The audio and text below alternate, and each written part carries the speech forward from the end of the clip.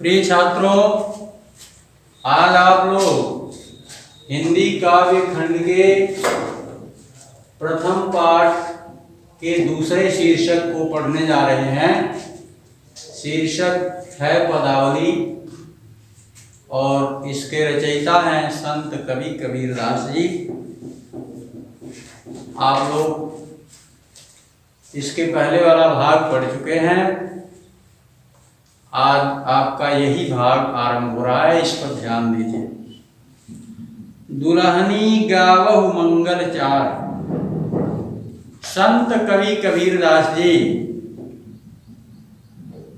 की जीवात्मा भगवान को अपने पति के रूप में स्वीकार करती है, अर्थात कबीरदास जी की जो भक्ति थी वो पति पत्नी भाव भक्ति थी। इनकी जीवात्मा अपनी सहेलियों से कह रही है कि हे सखियों, आप लोग मंगल की गीत गाइए। हम घड़ी आयो हो राजा राम भरतार, क्योंकि आज मेरे घर मेरे पतिदेव राम का आगमन हुआ है। तन रति करी मैं मन रति करी हूं पंच तत्व बराती। कबीरदास जी कह रहे हैं, इनकी जीवात्मा बता रही है कि पहले मैं अपने पतिदेव को अपनी शरीर अर्पित कर दूंगी, उसके बाद अपने मन को उनकी सेवा में अर्पित कर दूंगी। उनके साथ जो बाराती हैं, पृथ्वी, जल, अग्नि, वायु और अंतरिक्ष, ये जो है बारात लेकर के पहुंच रहे हैं। रामदेव मोरे पाहुने आए मैं जोबन मैं माती। राम मेरे पति के रूप में दुल्हा बन करके मेरे दरवाजे पर आ रहे हैं। ऐसे अवसर पर मैं युवा अवस्था के मद में उतावली हो गई हूँ। शरीर सरोवर वेदी करी हूँ, ब्रह्मा वेद उचार।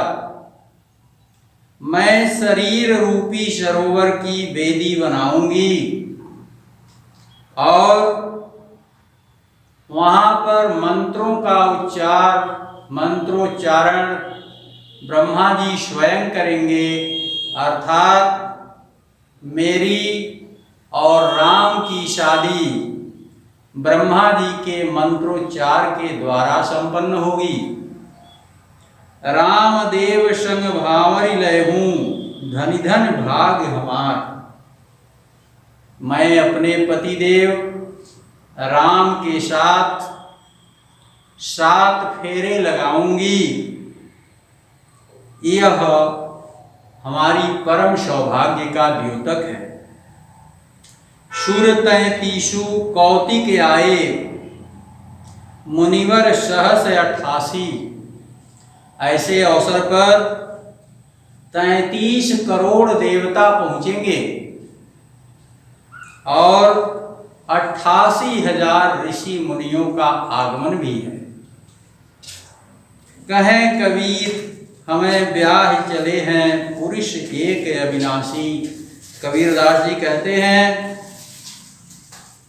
कि मेरा विवाह राम के साथ हो गया है, जो अविनाशी हैं, जिनका कभी विनाश होने वाला नहीं है। यह मेरे लिए बड़े ही गर्व की बात है, परम सौभाग्य की बात है। दूसरा पदावली देखें। बहुत दिनन थे प्रीतम पाए। कबीरदास जी कह रहे हैं कि मुझे जिस प्रियतम की बहुत दिनों से प्रतीक्षा रही, आज मेरी मुलाकात उस प्रियतम से हो गई। भाग बड़े घर बैठे आए, मेरी परम सौभाग्य है कि मुझे उनको कहीं ढूंढने के लिए नहीं जाना पड़ा। बिना ढूंढे बिना बुलाए वो घर बैठे ही मेरे पास आ पहुँचे हैं। मंगल चार माही मन राखूं, राम रसायन रसना चाखूं। मंगलाचरण की जो भावना है वो मेरे मन में ही है और उसको अपने मन में संजोए हुए मैं राम रूपी रसायन का स्वाद लेती रहूंगी। मंदिर माही भया उजियारा, ले सूती अपना पीव पियारा। ज्यों ही मेरी मुलाकात, मेरी भेंट मेरे प्रियतम से हुई, त्यों ही इस मन के मंदिर में जहाँ अंधकार छाया हुआ था वहाँ उजाला व्याप्त हो गया। मैं रनिराशि जे निधि पाई, हम ही कहा यह तुम ही बड़ाई। मुझे इतनी बड़ी निधि मिल गई है, इतनी बड़ी राशि मिल गई है, इतना बड़ा खजाना मिल गया है जिसकी मैं कहाँ तक सराहना कर सकूं, अर्थात इसकी सराहना करना मेरी क्षमता से परे है। कहें कबीर मैं कछु न कीन्हा, सखी सुहाग राम मोहि दीन्हा। कबीरदास जी कहते हैं कि मैंने तो इसके लिए थोड़ा भी प्रयास नहीं किया, थोड़ा भी परिश्रम नहीं किया, मेहनत नहीं किया, किंतु मेरी बहुत बड़ी भाग्य है कि राम ने मुझे सुहागन बना लिया। उन्होंने पत्नी के रूप में मुझे स्वीकार कर लिया। अब आप तीसरी पदावली को देखें। संतों भाई आई ज्ञान की आंधीरे। कबीरदास जी कहते हैं कि ये संत समाज, आप लोग ध्यान से सुने। इस समय ज्ञान की आंधी आई हुई है, सारा ज्ञान समाप्त हो गया है, दूर हो गया है। भ्रम की टाटी सवै उड़ानी, माया रहे न बांधी रे। देखिए यहाँ पर कबीरदास जी जो है बतला रहे हैं कि जैसे ही व्यक्ति के मन में ज्ञान का प्रकाश व्याप्त होता है, वैसे ही सांसारिक मोह माया का बंधन टूट जाता है। मन से सभी भ्रम दूर हो जाते हैं, सभी संदेह दूर हो जाते हैं। दूचिते की दोई थुनी गिरानी, मोह बलिंदा टूटा। भ्रम रूपी टाटी जिस थूनी के सहारे पड़ी थी और जिस सहतीर पर छप्पर डाला गया था, इस आंधी के प्रचंड प्रहार से वो थूनी भी गिर गई और वह सहतीर भी टूट गई है। तृष्णा छानी परी घर ऊपर, तृष्णा रूपी छान, तृष्णा रूपी छप्पर जिस मोह रूपी सहतीर पर पड़ा हुआ था, कुबुद्धि का भांडा फूटा, वह छप्पर भी गिर गया और इस छप्पर के अंदर दुर्बुद्धि नामक जो बर्तन रखे गए थे, वो बर्तन भी टूट फूट गए, अर्थात वह दुर्बुद्धि भी समाप्त हो गई। जोग जुगुति करी संतों बांधी, निरचू चुए न पानी।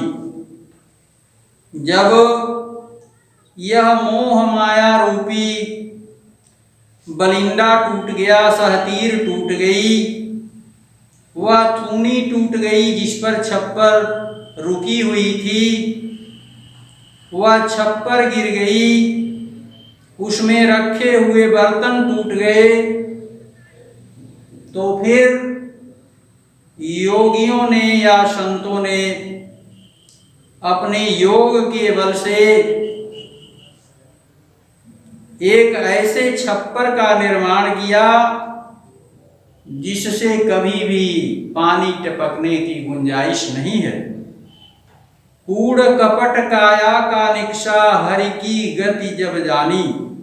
ज्यों ही परमात्मा के बारे में ज्ञान प्राप्त हुआ, वैसे ही दिल से जो है कूड़ा करकट रूपी सारी बुराइयां समाप्त हो गई। आंधी पीछे जो जल बूठा, प्रेम हरिजन भीना। आंधी के पश्चात जो जल की वर्षा हुई, उससे जितने भक्त रहे, जितने संत जन रहे, सब के सब भीग गए। कहें कबीर भान के प्रगटे, उदित भयातम सीना। कबीरदास जी कहते हैं कि जिस प्रकार से सूर्य के उदय होते ही सारा अंधकार समाप्त हो जाता है, ठीक उसी प्रकार से जैसे ही हमारे मन में ज्ञान का प्रकाश फैलता है, वैसे ही सारा का सारा ज्ञान दूर हो जाता है, सारी बुराइयां दूर हो जाती हैं, सारी दुर्बुद्धि नष्ट हो जाती है। इसके बाद आप चौथी पदावली देखें। पंडित बाल बदनते झूठा, राम कहा दुनिया गति पावे, खाड़ कहा मुख मीठा। पावक कहाँ पावजे दाझे, जल कही तृषा बुझाई। भोजन कहा भूख जे भाजे, तो सब कोई कर जाई। कबीरदास जी कह रहे कि इस दुनिया के जो धर्माचार्य हैं, जो पंडित हैं, ये जो उपदेश देते हैं, इनके उपदेश सत्य प्रतीत नहीं होते। क्योंकि यदि राम कहने से यह दुनिया मोक्ष को प्राप्त कर लेती, तो सभी लोग सरलता से मोक्ष को प्राप्त कर लेते।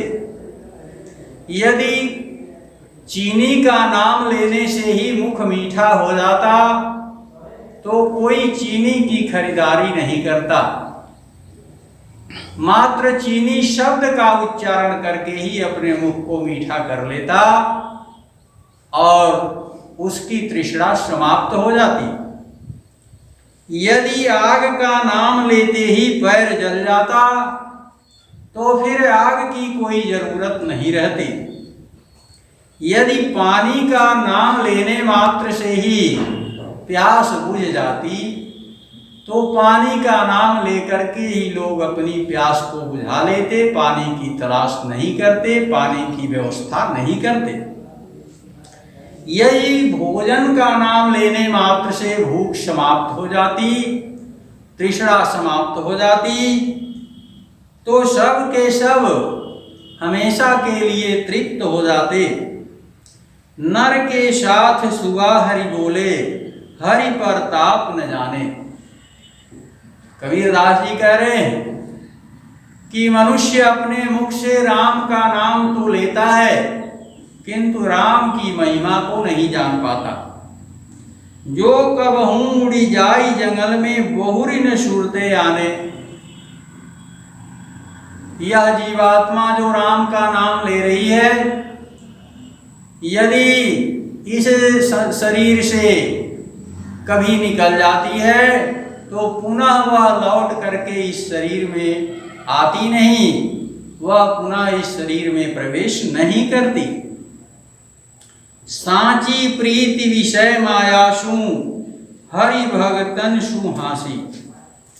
ये जो सांसारिक विषय वासना है, संसार की जो मोह माया है, ये भक्तों के दृष्टिकोण में, संतों के दृष्टिकोण में हंसी का विषय है। कहें कबीर प्रेम नहीं उपजो, बंधियो जमपुर जासी। कबीरदास जी कहते हैं कि जिसकी जीवात्मा श्री राम से प्रेम नहीं कर लेती, श्री राम के प्रेम की डोर में बंध नहीं जाती, उसको यमलोक अवश्य जाना होता है, उसका घोर नरक होता है, उसे हमेशा कष्ट झेलना पड़ता है। अब देखिए 5वीं पदावली में संत कवि कबीरदास जी कह रहे हैं, हम न मरे मरी हैं संसारा। क्योंकि कबीरदास जी को ज्ञान प्राप्त हो गया है, इनके दृष्टिकोण से जो ज्ञानी लोग हैं उनकी मृत्यु नहीं होती, मृत्यु सिर्फ अज्ञानियों की होती है। ज्ञान का नाश नहीं होता, अज्ञानता का ही नाश होता है। इसलिए यहाँ पर कबीरदास जी कह रहे हैं कि भाई मुझे तो ज्ञान की प्राप्ति हो गई है, मैं राम नाम की महिमा को भली भांति समझ गया हूँ, इसलिए अब मेरी मृत्यु नहीं होने वाली है, मैं मरने वाला नहीं हूँ। मरेगा तो यह संसार जो राम के नाम की महिमा को जानता ही नहीं। हमको मिला जियामन हारा, मेरी मृत्यु इसलिए नहीं होगी क्योंकि जो सबको मृत्यु देता है उसी से मेरा स्नेह हो गया है, वही मेरा रक्षक बन गया है, इसलिए अब मेरी मृत्यु होने वाली नहीं। अब न मरो मरने मन माना, तेई मुए जिन राम न जाना। मुझे तो राम नाम की महिमा भली भांति ज्ञात हो गई है, इसलिए मेरी मृत्यु नहीं होगी। मृत्यु तो उनकी होगी जिन्होंने राम नाम की महिमा को जाना ही नहीं, समझा ही नहीं। साकत मरे संत जन जीवे, भरी भरी राम रसायन पीवे। शक्ति के उपासकों की मृत्यु होती है, किंतु राम भक्त की मृत्यु नहीं होती, क्योंकि वो राम रूपी रसायन का पान इच्छा भर करते हैं, जितनी उनकी इच्छा मांगती है उतना करते हैं, और उस रसायन का पान करके वो तृप्त हो जाते हैं। हरि मरी हैं तो हमहू मरी हैं, हरि न मरे हम काहे को मरी हैं। कबीरदास जी कह रहे हैं कि मेरी मृत्यु तो उसी स्थिति में होगी जब स्वयं राम की भी मृत्यु हो जाए। अगर वो नहीं मरते हैं तो फिर मेरी भी मृत्यु नहीं होगी। कहें कबीर मन मन ही मिलावा, अमर भये सुख सागर पावा।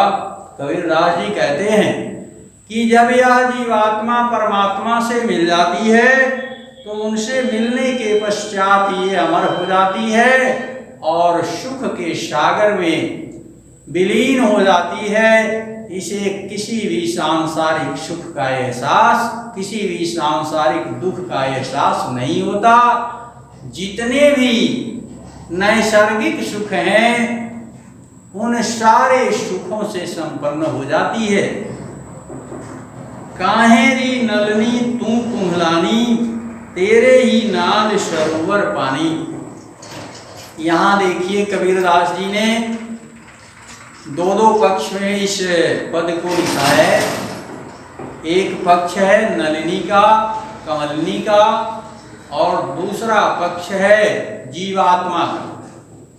कमलिनी के पक्ष में कबीरदास जी कहते हैं कि अय कमलिनी तू क्यों मुरझाई हुई हो, तेरे ही नाल सरोवर पानी। जबकि तुम्हारी डंडी, तुम्हारी नाल पानी में डूबी हुई है तो तुम्हारा मुरझाना जो है मेरे समझ में नहीं आ रहा है कि पानी में डूबे रहने के बावजूद भी तू क्यों मुरझा गई। जल में उत्पत्ति जल में वास, जल में नलिनी तोर निवास।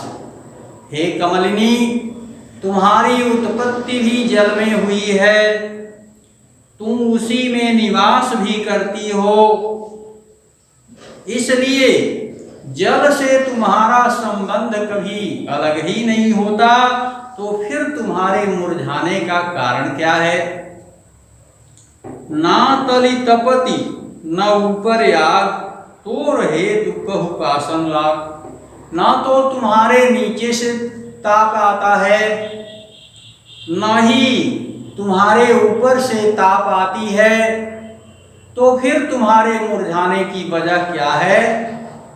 यह कहते हुए कबीरदास जी उसकी वजह को ढूंढ लेते हैं और कहते हैं कि मुझे ऐसा लगता है कि तुम्हारा जो संबंध इस जल से था, इस समय वह संबंध इस जल से नहीं रह गया है, तुम्हारा संबंध किसी और से हो गया है।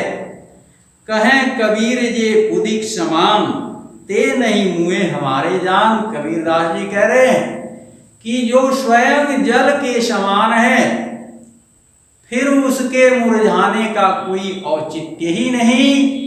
जो जल में ही उत्पन्न हुआ, जल में ही सदा निवास करता है, उसके मुरझाने का कोई औचित्य नहीं है। वह तो तभी मुरझा सकता है जब उसका संबंध इस जल से टूट जाए और वह जो है ऊपर चमकने वाले सूर्य से अपना संबंध जोड़े, तभी वह मुरझाएगी। उस तरह से उसके मुरझाने की कोई संभावना नहीं बनती। दूसरा पक्ष है आत्मा। कबीरदास जी कहते हैं कि हे जीवात्मा, तू दुखी क्यों दिखाई दे रही है, जबकि तू परमात्मा की ही अंश है। तुम्हारी उत्पत्ति परमात्मा से ही हुई है, स्वयं तू परमात्मा की ही एक अंश है। तो जब उस परमात्मा की ही तू अंश है, तो फिर तुम्हारे दुखी होने का कारण क्या है? ना तो तुम्हारे नीचे से किसी भी प्रकार के ताप की आशंका है, ना ही ऊपर से किसी भी प्रकार के ताप की आशंका है। यहाँ ताप का मतलब ना तो तुम्हें दैहिक दुख है और ना ही तुम्हें दैविक दुख है, तो फिर तुम्हारे दुखी होने का कारण आखिर क्या हो सकता? फिर कबीरदास जी कहते हैं कि मुझे तो ऐसा लगता है कि इस समय तुम्हारा जो संबंध पहले परमात्मा से बना हुआ था, वह संबंध जो है इस समय टूट गया है। यदि परमात्मा से तुम्हारा संबंध जुड़ा रहता, तो फिर तुम दुख का एहसास नहीं करती। तुम दुख का एहसास सिर्फ इसलिए कर रही हो क्योंकि तुमने परमात्मा से अपना संबंध तोड़ लिया है और इस संसार के विषय वासनाओं में आसक्त हो गई हो, उनकी ओर आकृष्ट हो गई हो, उनसे अपना संबंध जोड़ ली हो। इसी कारण जो है आज तुम दुखी दिखाई दे रही हो। यदि तू निरंतर परमात्मा से अपने संबंध को बनाई रखेगी, तो फिर तुम्हें कभी भी दुख का एहसास नहीं होगा, फिर तुमको कभी भी बर्बादी का सामना नहीं करना पड़ेगा, कभी भी अफसोस नहीं करना पड़ेगा। तो प्रिय छात्रों, आज इसी पदावली के साथ यह समाप्त हो रहा है पाठ। अब फिर अगले वीडियो में मैं आप लोगों से अगले पाठ को लेकर के मिलूंगा। धन्यवाद।